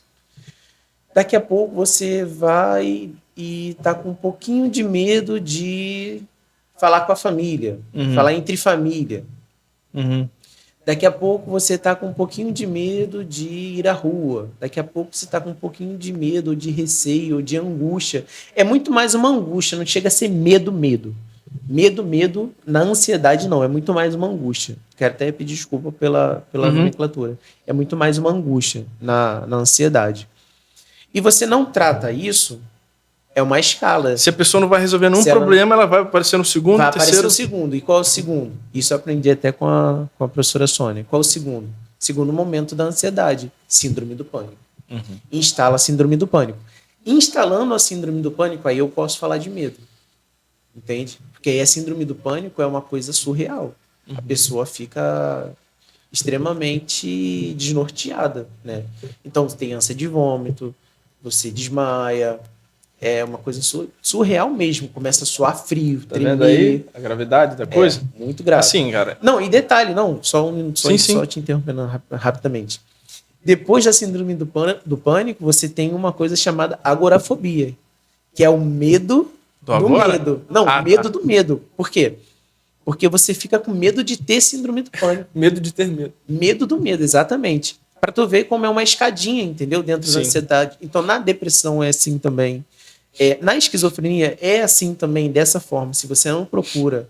É claro que assim, são prognósticos diferentes, são diagnósticos, né? Diagnósticos diferentes. É lógico, né? O prognóstico da esquizofrenia é muito mais denso, muito mais pesado, muito mais doloroso do que um prognóstico de uma depressão, de uma ansiedade. E eu não estou, de maneira alguma, diminuindo patologias, né? Transtornos. Não estou fazendo isso. Eu só estou falando que se a gente for comparar racionalmente falando, uma coisa é você pensar como um ansioso. Pô, tô pensando aqui, não, aquela pessoa ali não vai gostar de mim, aquela pessoa ali não... Caramba. E outra coisa é você escutar no teu ouvido. Escuta. Tem uma... Eu acabei de ler, foi semana passada, uma matéria na Science que eles fizeram um trabalho com 40 pessoas, né? Pegaram 40 esquizofrênicos e começaram a estudar a possibilidade da escuta, né? Dentro da esquizofrenia, você tem um sintoma chamado alucinação auditiva. Então, eles pegaram os aparelhos, colocaram na cabeça das pessoas e começaram a monitorar como era feita essas vozes. Então, assim, o cérebro, como eles foram mapeando, uma coisa é você pensar. Em uma parte do cérebro vai acender quando você pensa. Quando você escuta, outra parte do cérebro acende. Então, eles começaram a monitorar isso e perceberam uma coisa que a gente já percebe há muitos anos, que Freud já fala há muitos anos também, Bloyle fala há muitos anos também, Lacan fala há muitos anos também, que as pessoas escutavam do lado de fora, elas realmente escutavam alguém falando alguma coisa. Por isso que eu falo que a esquizofrenia ela é tão cruel, entende? Então, o bom é que na pandemia, né, as pessoas perceberam a necessidade. Cara, como é que não percebemos antes, né? Percebemos a necessidade da saúde mental. Não existe só saúde bucal, só saúde seja lá do que for. Existe a saúde mental, cara. Exatamente. Pô, isso aqui, cara, é o principal, entendeu? Exato. É o que move tudo, na verdade. Né? Porque se aqui para, já Ferrou. Isso aí. Uma outra pergunta que as pessoas têm, uma outra objeção, dúvida, como é na prática uma sessão de terapia. Ou melhor, vamos fazer o seguinte, vamos deixar essa para depois? Vamos fazer o seguinte. Tá. Algumas pessoas relatam que tem medo de julgamento. Ou seja, ela contou que está fazendo terapia e ela tem medo de que as pessoas vão julgá-la por estar fazendo terapia. O que tu aconselharia para essa pessoa, para ela não ter medo de julgamento e até, talvez até para responder para quem alguma pessoa ignorante julgá-la por ela estar fazendo terapia? Acho que hoje nem tanto, né? Mas com certeza ainda existe, né? Mudou um pouco, né? Mudou um pouco. Hoje quem faz análise, psicoterapia é uma pessoa que realmente está procurando uma solução para a vida dela. Tá valorizando a própria vida, né? Exatamente. Tá cuidando dela. Exatamente. É lógico. Acho que isso já é até uma resposta. Eu tô valorizando minha vida. É lógico que ainda existem algumas pessoas que são malvadas, né? Que falam algumas coisas e tal. Mas para as pessoas que fazem análise, fazem psicoterapia, continuem. Inclusive eu sou psicólogo, eu faço. Meus amigos psicólogos fazem também uma vez na semana. Todo mundo faz. Porque não dá para você também cuidar do outro se você não cuida de você. Exato. Entende? Exato. Não, até no meu caso mesmo, eu já fiz. Faz um bom tempo que eu não... faz um bom tempo que eu fiz, mas eu já falei algumas vezes que em algum momento, quando eu acho que... Espero que não quando eu precise, né? No momento eu não preciso. Mas, cara, a terapia não é só para quando você precisa. Exato. Se você não tá tendo nenhum problema, graças a Deus. Mas se você sente a necessidade de, no mínimo, uma necessidade de autoconhecimento, já vai. Porque isso serve pelo menos como autoconhecimento. Se você não consegue se conhecer sozinho, faça uma terapia, porque a terapeuta vai ajudar você a se conhecer, cara. Isso é o testemunho meu, né? O que eu penso como psicólogo é que as pessoas terceirizam a psicoterapia, sabe? Elas chegam pra gente quando já não tem mais o que ser feito. E aí, esse já não ter mais o que ser feito, galera, é assim, ó. Tá isso aí é muito característica mal, principalmente de homem. Eu acho que mulher nem ruim. tanto. Mulheres nem tanto, exatamente. Homens são muito, muito resistentes à análise, à psicoterapia. Por isso que os índices... Eu fui quando já tava. Quando estava muito ruim, né? É. Os índices, por exemplo, de suicídio, os índices de transtornos mentais são maiores em homens. Por quê? Porque é uma galera que não acorda para se cuidar. Eu acho que isso é importante. E acho que mais importante do que isso é você não terceirizar a psicoterapia. Né? Você chegar no psicólogo não muito ferrado, né? Vamos dizer assim, né? Não muito mal, não muito angustiado, não muito depressivo, entende?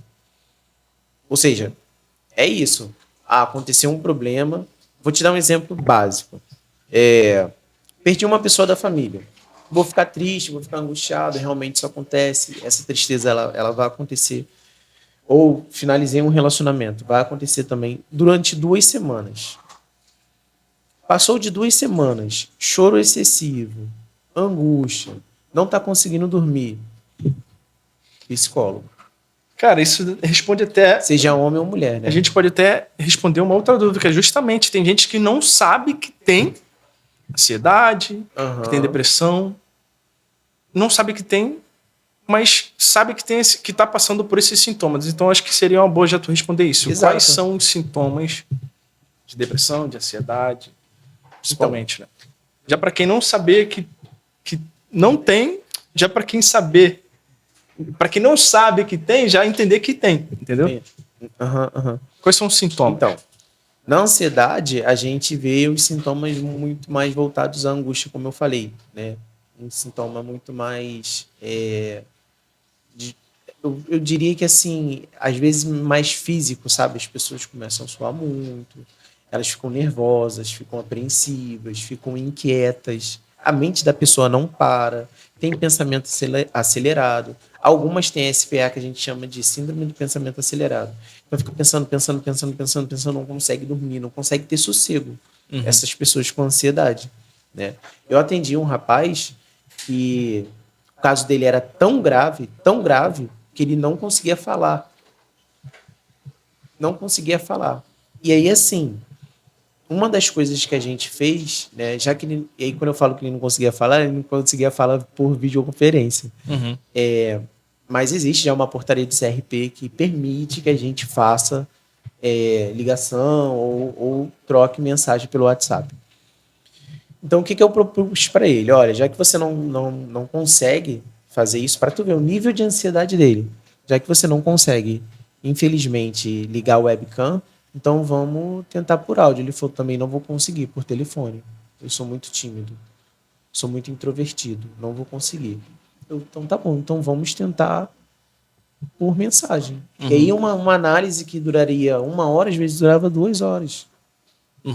Né? Mas pelo menos ele procurou ajuda. Sim. Né? Para tu ver a gravidade dos sintomas, que vai agravando mesmo. Uma das coisas que ele falava era isso. Poxa, quando eu estava no colegial, eu me sentia assim, assim, assim. E aí depois isso foi piorando de alguma forma. E hoje ele está vivendo a vida dele. Para você que é uma pessoa extremamente introvertida, que não consegue se abrir, caraca, eu não sabia que isso daí poderia ser um sinal, cara. E isso eu tô te falando só da ansiedade. Aí agora vamos partir para depressão. Sintomas depressivos, na maioria das vezes, você perde a fome, você perde a vontade de fazer as coisas que você gostava de fazer. Então, por exemplo, eu gostava muito de ir à academia, não vou à academia. Gostava muito de escutar música, não estou escutando mais música. Gostava muito de assistir série, ler livros, de ficar em família. Não quero isso, não estou com vontade. Na depressão, também você prefere ficar mais enclausulado, né? Cama. Só quer saber de dormir, de ficar lá deitado. É também muito doloroso, né? Mas são sintomas a menos. Esses são os sintomas, assim, bem básicos, né? Tanto da ansiedade quanto da depressão. Mas que se não forem tratados da forma que devem ser tratados, com certeza vai escalar para outras coisas. Acho que isso linka também com outro aqui, ó. Medo de se abrir ou reviver traumas. Tem gente que tem não faz terapia porque tem medo de se abrir. Se abrir, inclusive, desse rapaz aí. Mas também de reviver traumas. Então, como tentar reverter isso para ter coragem de fazer? Cara, eu já tive uma paciente assim. Que quando a gente começou a mexer em coisas que deixava ela muito angustiada, muito aflita, ela dava um jeito de desconversar. Exatamente por isso, né? Porque quando você não trata, enquanto você é adolescente, quando você chega na fase adulta, é muito, muito mais complicado, muito mais insuportável. De ter a maturidade, de ter a noção de olhar e falar, isso ainda me faz mal e eu preciso tratar disso, eu preciso cuidar disso. Então, galera, o que eu falo para as pessoas? Trata, cuida. Poxa, mas tá doendo, tá machucando. Psicoterapia não é fofinha, né? Não é uma piscininha, entendeu? A psicoterapia, ela tá aqui para orientar você e ajudar da melhor forma possível, lógico, né? Mas também para dizer, olha, esse trauma aqui a gente precisa cuidar, porque senão vai se tornar isso daqui. Essa questão aqui a gente precisa tratar, porque senão vai piorar para essa situação aqui também. Entende?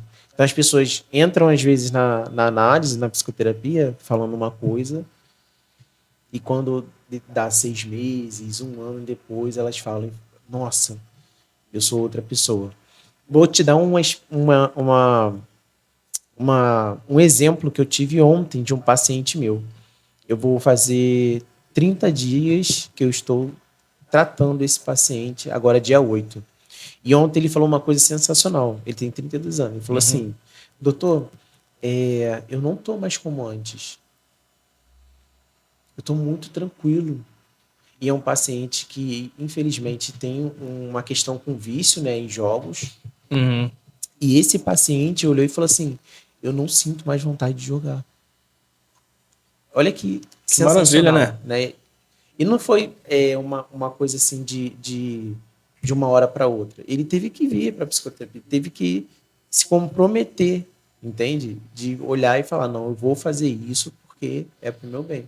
Então, a análise, a psicoterapia, ela muda as pessoas. Inclusive, tem um outro estudo também que fala sobre isso, sobre essa mudança neuroplástica que a gente tem no cérebro, né?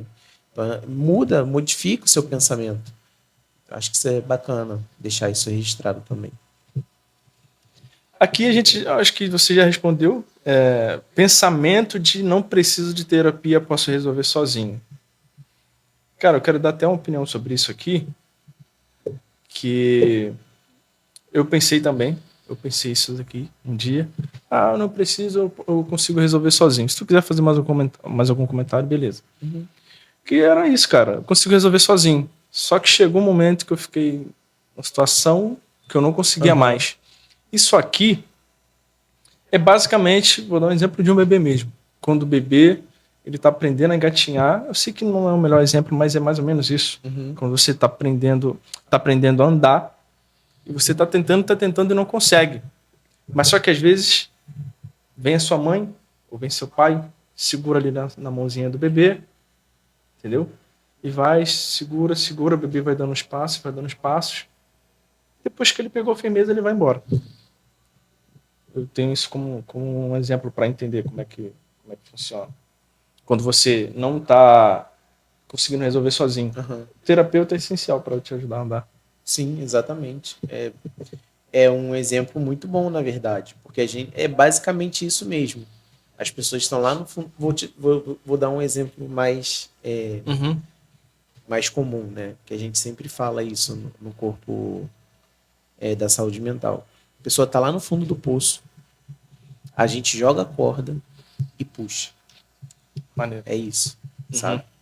E a pessoa também tem que querer, né? Ela tem que também se esforçar. Ela também tem que... A gente está puxando de um lado, mas ela também está seguindo o outro, entendeu? Perfeito. Perfeito esse exemplo.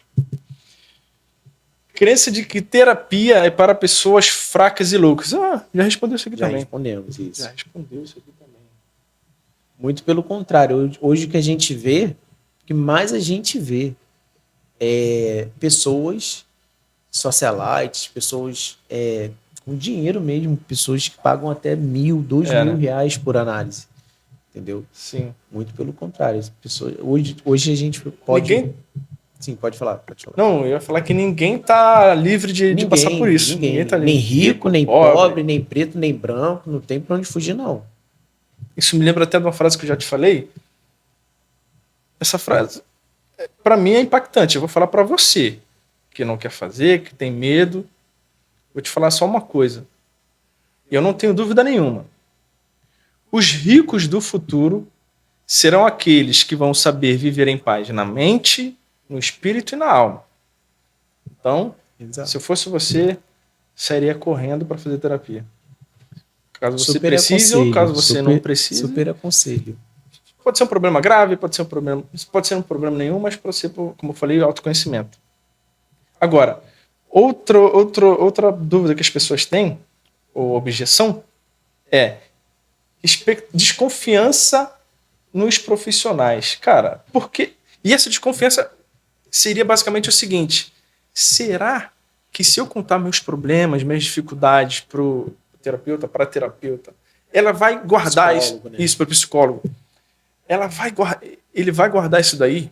Será que ele não vai contar para outras pessoas? Será que eu vou ter sigilo sobre o que eu vou contar? E às vezes não precisa nem ser cometido um crime.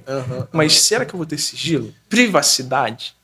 Tem sigilo absoluto. Existe lei, inclusive, que assegura disso? Existe. CFP, Conselho Federal de Psicologia, tem uma portaria, inclusive, que fala sobre sigilo dos pacientes.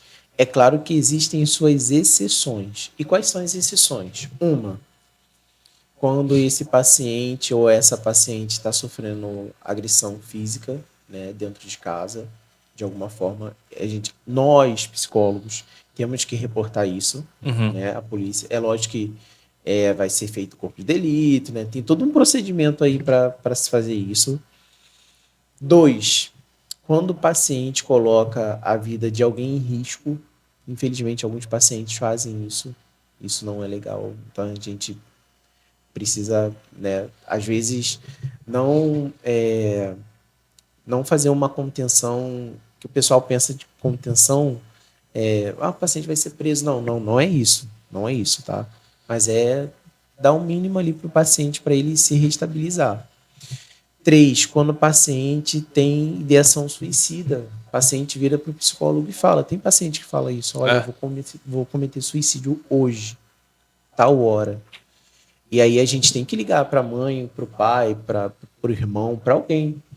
Então, nesse sentido, essas exceções, elas existem, tá? Agora, tirando isso, tudo que acontece na análise, no insight terapêutico, fica lá. É igual Las Vegas, né? Tudo que acontece em Vegas fica em Las Vegas, né? É basicamente isso. O que acontece, o que você vai me falar dentro do consultório, eu não tenho direito nenhum de comentar isso com alguém ou com outra pessoa. Entendeu? Sigilo total. E outro detalhe, isso é crime, inclusive, né? Quando você abre por isso que eu tô falando assim, eu tenho um paciente tal, eu tenho um paciente não sei o quê, não posso falar o nome do meu paciente, entende? Não posso fazer isso, até porque ele não me autorizou, né? Mas eu posso, como casos clínicos, né? Eu posso falar sobre esse paciente específico. Casos clínicos, entendeu? você fala de psicólogo para psicólogo. Ou psicólogo para terapeuta, não sei. Sim, como casos clínicos de, por exemplo, de conversa mesmo, né? Eu posso dar esse exemplo. Eu tive um paciente assim, o que você acha e tal. Entendeu? Então viu aí, ô bobo ou boba? Tá perdendo tempo aí por besteira. Outra objeção que as pessoas têm. Expectativa de resultados rápidos. Ou seja, às vezes pode acontecer de a pessoa achar que vai ser rápido e não é. Achar que o probleminha dela é pequeno e às vezes é grande. Enfim, expectativa de resultados rápidos. Como é que é isso? Tem paciente que vai resolver o seu problema rápido, tem paciente que não. Depende de quê? Do quê? Melhor dizendo. Como é que é isso? Então, eu acredito muito na subjetividade do sujeito, né? Então, assim, existem pacientes que você vai conseguir fazer um tratamento muito rápido. Muito rápido que eu falo, gente, são 6 meses, 1 ano. Não tem como você tratar um paciente em 30, 40 dias. Não existe isso. Por mais que o meu paciente tenha falado para mim, poxa, doutor, eu estou muito bem, nossa, eu estou muito tranquilo, não sinto vontade de jogar. Mesmo sendo um probleminha, são 6 meses? O ideal é que o tratamento, tá, o ideal, né, é que o tratamento dure isso, né? Até porque assim, existem várias, porque assim, você vai pro psicólogo com uma questão. Essa é a verdade. Por que dura isso, né? Você vai com uma questão. Terminei o meu relacionamento, vamos supor, ou terminaram o relacionamento comigo, eu tô na fossa. Quando você chega lá, existem várias outras questões que a gente vai ter que tratar para cuidar dessa que você foi lá, que é o vai descobrindo outras, né? Que é o centro, né? Que é o centro. Você vai descobrindo outras coisas que estão em volta do centro. E por isso que demora um pouquinho, né? Às vezes demora um pouquinho mesmo.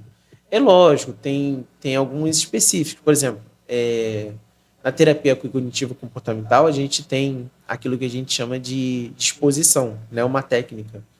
Pessoas com medo de andar de elevador. Então, tem uma técnica que a gente vai com essas pessoas até o elevador e a gente encoraja essas pessoas a irem, sei lá, até o 20º andar, sei lá, né? Você faz uma técnica de exposição, pronto, é isso, sem ficar enrolando muito. Esses casos, na maioria das vezes, pode até durar 3 meses, por exemplo. Perdi o medo. Entendi. Perdi o medo, entendeu? Sim. De elevador, perdi o medo de andar de avião, perdi o medo de dirigir, entende? Agora, tem outras questões que envolvem muito mais coisas do que a gente imagina, que não tem como você resolver em 3 meses. Só iniciando mesmo para saber o que está acontecendo. Até porque você tem que saber o histórico do paciente, você tem que saber como é que ele foi criado, quem é o pai, quem é a mãe, se é casado, se não é. Eu sempre faço essas perguntas. Se tem irmão, se não tem. Como é que é a história desse paciente? Se trabalha, se não trabalha. Quem é essa pessoa? Entendeu? Então são várias questões que a gente vai abordando na análise. Entendi. Ou seja, quanto mais rápido começar, mais Melhor. rápido, melhor e mais rápido ficar livre. Mais rápido fica. Exatamente. Inclusive, eu lembrei de mim mesmo, porque eu resolvi o meu caso em 3 meses. Mas, detalhe, mas a gente tem essa resposta. Ele é um recorde, ele é exceção. Mas por quê? Porque eu já era curioso, eu já leio sobre isso, de curiosidade, sobre psicologia, blá, blá, blá. eu já vinha de um autoconhecimento. Uhum. Então, eu já cheguei lá, ó, já sabendo meus problemas, meu problema é esse.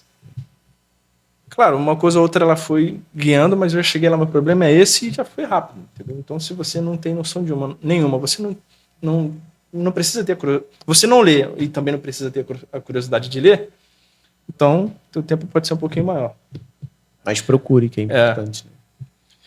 Agora, outra objeção, falta de tempo ou rotina intensa. Essa é a última?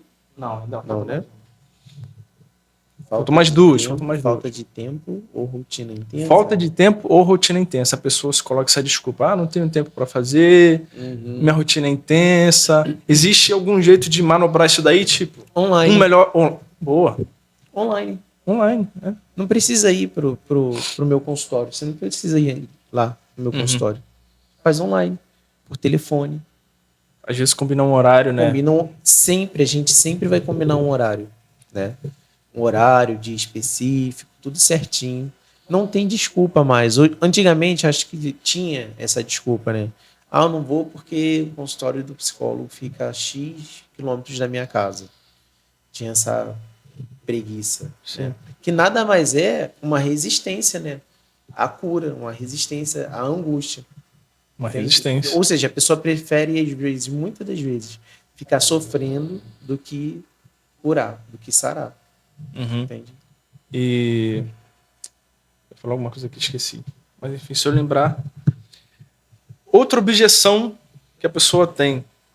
Custo financeiro. Como é que é isso, cara? É um bicho de 7 cabeças? Custa R$1.000 o atendimento? Não, depende, né? Não precisa dar valor, né? É só para dizer que... né? Depende. Depende do caso, depende da pessoa, depende...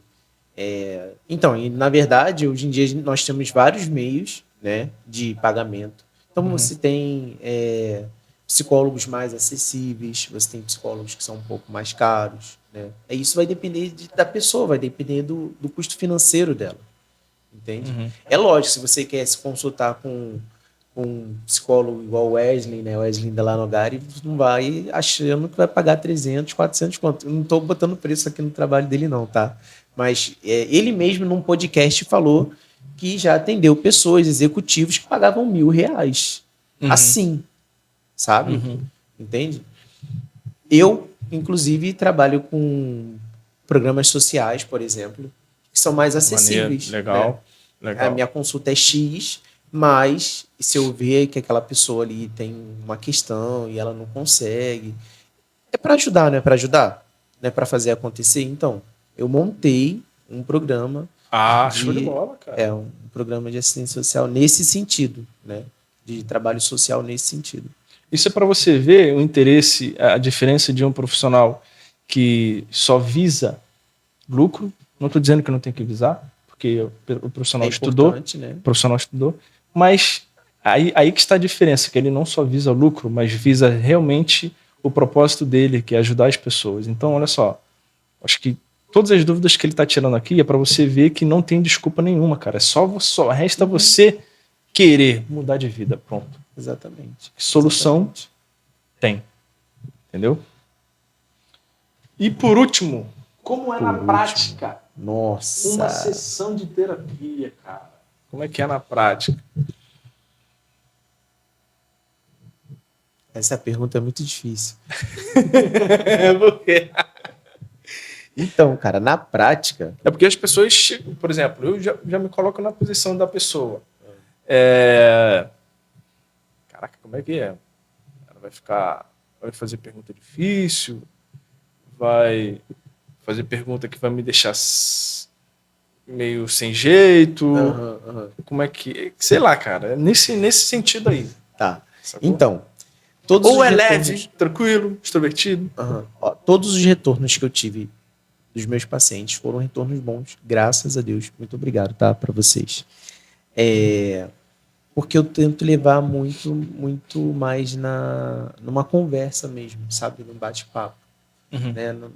não precisa aquela seriedade de tipo, eu sou o psicólogo e você é o paciente. Inclusive, lembrei o que eu ia falar daquela vez, é que até mesmo se, quando a pessoa, se a pessoa na videochamada não quiser habilitar o vídeo, pode ser só por voz também. Sim, sim. Vai. Sim, com certeza. Então, assim, eu deixo meu paciente muito à vontade. Mas existem perguntas que eu preciso fazer. Perguntas que são necessárias, que a gente chama de anamnese. Então, eu pergunto nome, idade, se tem filho, se não tem, se é casada, se tem pai, se tem irmãos. Como eu falei naquela hora, né? Com quem mora. É uma ficha normal, né? Como se uma fosse. ficha, exatamente. E aí, quando eu faço isso, quando eu sei basicamente um pouquinho daquela pessoa, aí eu pergunto para ela: o que te trouxe aqui? Que é uma pergunta clichê, né? Mas quando a gente para pensar, quando a gente faz essa pergunta para o paciente de fato, o que te trouxe aqui, as pessoas falam: ai, que pergunta clichê. Pô, eu já busquei lá na minha mente. O que me trouxe aqui? O que te trouxe aqui? Na maioria das vezes, algumas pessoas falam assim: eu não sei, doutor. Eu só sei que eu não tô bem. Entendi. Uhum. E aí que a gente começa a análise. É aí que começa a psicoterapia. Não é bicho de sete cabeças, tá, galera? É uma coisa muito tranquila, muito... É isso aí. Eu acho que todo mundo tinha que fazer. Eu sempre falo isso pra galera, né? Psicólogos devem fazer, médicos devem fazer. E aí, falando dessa galera do corpo da saúde, né? Da saúde mental também. Mas tem uma galera que também precisa fazer. Que é uma galera que mora, por exemplo, numa comunidade, que sofre com algumas coisas dentro da comunidade, que sofre algumas questões, medo de sair de casa, medo... Cara, para um pouco e pensa, olha, eu tenho vários problemas a serem solucionados, né? Eu não estou conseguindo solucionar sozinho, eu preciso de ajuda para solucionar esses problemas. Procura uma ajuda psicológica, entende? E aí, não só eu, mas várias pessoas também trabalham com um projeto social. É lógico que aí eu vou puxar a sardinha um pouquinho para mim. O meu projeto social é o melhor do Brasil. Boa, moleque. Tô brincando. Mas é isso. Se você... não tem... Porque antigamente as pessoas falavam assim, eu não tenho condições de pagar. Porque realmente, se você for olhar, hoje uma consulta em média, num psicólogo, custa em torno de 250, 350 reais. Em média. Tem psicólogos que atendem entre 100 e 150 reais. Mas tem psicólogos que fazem valores sociais. E aí é uma desculpa se a pessoa virar para mim e falar assim, olha, eu não tenho dinheiro. Como é que eu vou fazer se eu não tenho dinheiro? Como assim você não tem dinheiro? Você trabalha? Trabalho. Você paga suas contas? Pago minhas contas. Mas você não tem 200 reais para pagar a cada consulta, mas você tem X. Entende? Para fechar um pacote mensal, por exemplo, que é o que eu mais faço. Né? E dá super certo. Dá super certo. E é muito bom, porque fica mais acessível também para o pobre. Né? Não só o rico, né, que está fazendo análise lá em Copacabana, em Ipanema, mas tem o pobre também que está fazendo aqui na Vila da Penha, em Cordovil, entendeu? Sim. Acho que é isso. Poxa, maravilha, cara. Assim, como eu já falei uma vez aqui no podcast, falo de novo. Cara, não posso fazer terapia contigo, mas se eu pudesse, eu faria. Como teu amigo, fico feliz por toda a tua história, cara. Trajetória, né? Uma trajetória bem grande, tua né? Tua trajetória, tua história, tudo que tu passou, pelas dificuldades que tu enfrentou, pelas pessoas que tu superou, que tentaram te atrasar, te derrubar, te perseguiram, entendeu? Esse aqui é o podcast da verdade, cara. Da verdade sobre a história do Henrique, entendeu? Então, assim, bom saber que tu teve bons instrutores, bons mentores, continua tendo, passa por lugares referências, de referência no país. E enquanto eu vejo, assim, por ser teu amigo, como é bom ver que tu tá ajudando muitas pessoas a encontrarem de novo sentido na vida, felicidade na vida, a encontrarem o caminho, encontrarem de volta ao prazer. E essa é a ideia, né? Essa é a ideia. Até porque, assim, lá no meu Instagram, se você for ver, tá lá, ansiedade e depressão, que são transtornos que eu trabalho. Mas eu também trabalho com desenvolvimento pessoal, que eu acho isso muito importante também. Hoje... Tá muito ligado, né, cara? Tá muito ligado. Estão muito ligados, sim. Porque quando você trabalha com desenvolvimento pessoal, você acaba dando àquela pessoa uma ferramenta para ela não entrar nessas angústias, nessas aflições, entende? Porque ela passa a se conhecer mais. Ela passa a olhar para ela mesma e falar, opa, calma, mãe, não sou assim, não sou dessa forma, o que está acontecendo? Então ela passa a se questionar também. Ou seja, se você não tem nem ansiedade nem depressão, graças a Deus, mas tu tem alguma coisa que tá ligado com desenvolvimento pessoal, você pode procurar o Leonardo também. É isso que ele quer dizer. Exato. Cara, Acho que é isso, né? muito bom esse papo. Eu já queria a parte 2, cara. Mas assim, parte 2 vai ser onde? Mas assim, tu tem alguma coisa que tu queira adicionar, tu queira comentar, alguma coisa que você queira contar mesmo da tua história, essas considerações finais aí? Olha, dentro dessas considerações finais, eu quero só agradecer, né, a oportunidade de estar no seu próprio podcast. Esse meu próprio podcast. Em que eu estou apresentando. A oportunidade que as pessoas me deram, né, durante pra ouvir a tua minha vida. verdade. Né, durante a tua vida. E também as pessoas que estão vendo, né, estão vendo, estão comentando, estão compartilhando. Compartilha, inclusive. Deixa comentário nesse vídeo. Você que já conhece o Léo, já conhece a gente, mas o principal aqui é ele, você que já conhece ele. Deixa comentário o que você achou de interessante, o que você não sabia e está sabendo agora. Até porque ele não... O que você quer de conteúdo também. O que você quer de conteúdo, porque é exatamente o que eu ia falar agora. Não vai ser a única coisa que ele vai trazer aqui pro canal dele. Ele vai trazer muita... Fala você. A ideia é expandir o canal, né? Trazer várias coisas que possam agregar a vida das pessoas. E aí, como eu estava falando, né, dentro dessas considerações finais, agradecer as pessoas que abriram as portas para mim, né? Pessoas que acreditaram em mim, que acreditaram que eu iria conseguir vencer. Agradecer pelos psicólogos que eu já passei também, né? Que me ajudaram a ser essa pessoa, né? E eu acho que é isso. Um beijo para quem tentou te atrapalhar. Um abraço, um beijo, um abraço e muito obrigado mesmo.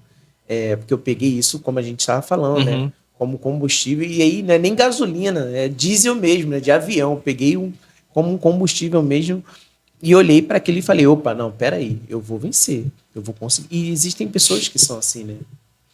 E eu acho que é isso. Falar também, galera, não tenham preconceito ou qualquer tipo de demanda ruim com relação à análise ou à psicologia. Muito pelo contrário. É uma das áreas que está mais crescendo no país hoje, né? A gente tem, não só no país, no mundo. Infelizmente, né? Hoje, o Brasil, por exemplo, vou te dar um dado importantíssimo. O Brasil é o país mais ansioso do mundo. Que isso? Nós somos 7 bilhões e pouquinho, já estamos quase em 8 bilhões.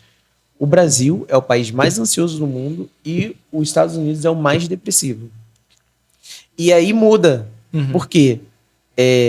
Em primeiro lugar é ansiedade Brasil, em segundo lugar é depressão Estados Unidos, né? Em segundo lugar, a depressão é Brasil. E em segundo lugar, a ansiedade é Estados Unidos. Para tu ver como os países estão bem ligados, né? Como as pessoas não estão conseguindo mais se tratar, se cuidar, né? Então, assim, percebeu que não está bem, que as coisas não estão legais, não espera chegar num ritmo que fica mais difícil para você para procurar ajuda. Surgiu o primeiro sintoma, não estou conseguindo dormir, isso está me preocupando, isso está acontecendo comigo, etc, etc. Procura uma ajuda. Online mesmo, não pode ser pessoalmente, vai lá online, @psicólogo Henrique Araújo, pronto. Manda um direct para mim, eu vou te responder. Ou se não, lá no meu próprio Instagram tem um link que você clica e vai diretamente pro meu WhatsApp profissional. Fácil, não tem mais desculpa para não fazer análise, sabe? Não tem mais desculpa. E eu acho que é isso. Agradecer a galera que homenageou a gente aí, né? Eu acho que é isso. Cara, prazerzão falar contigo, contar a tua história. Obrigado. Pô, muito legal, cara, muito legal. Como eu falei, queria a parte 2. Quem sabe? Quem sabe não, vai ter. A gente só não sabe o dia, a hora, onde e como. Mas, obrigado aí por você estar ouvindo a gente. E até a próxima. Até a próxima. Valeu, irmão. Tamo junto, moleque.